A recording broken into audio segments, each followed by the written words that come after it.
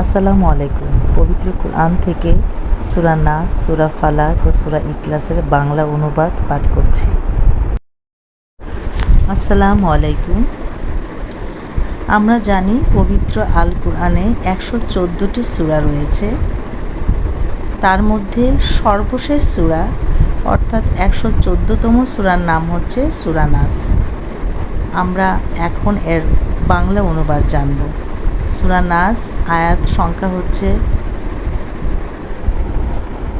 6। এটি মাদানী সূরা। রুকু সংখ্যা 1। দয়াময় মেহেরবান আল্লাহর নামে। হে নবী, তুমি বলো,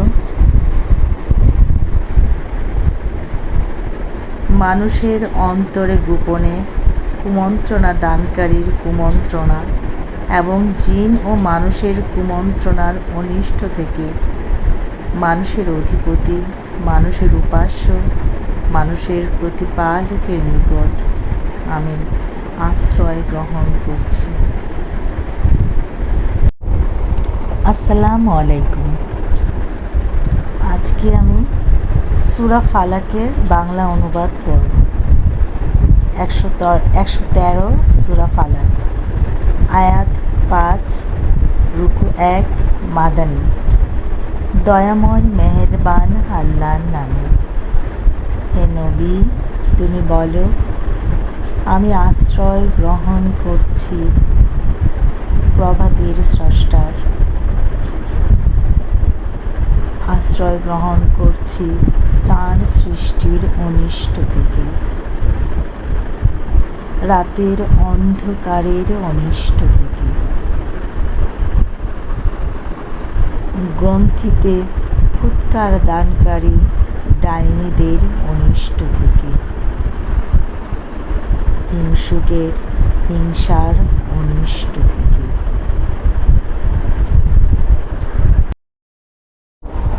আসসালামু আলাইকুম। 112 সূরা ইখলাস,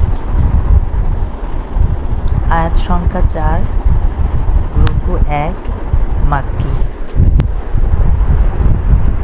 দয়াময় মেহেরবান আল্লাহর নামে। হে নবী, ওদের বলো, তিনিই আল্লাহ, একক, অদ্বিতীয়। আল্লাহ কারো মুখাপেক্ষী নন, না কেউ তাঁর সন্তান, না তিনি কারো সন্তান। তাঁর তুলনা শুধু তিনি। 113 নম্বর সূরা সূরা ফালাক এবং 114 নম্বর সূরা সূরা নাস ছিল মাদানী, আর 112 নম্বর সূরা সূরা ইখলাস হচ্ছে মাক্কি।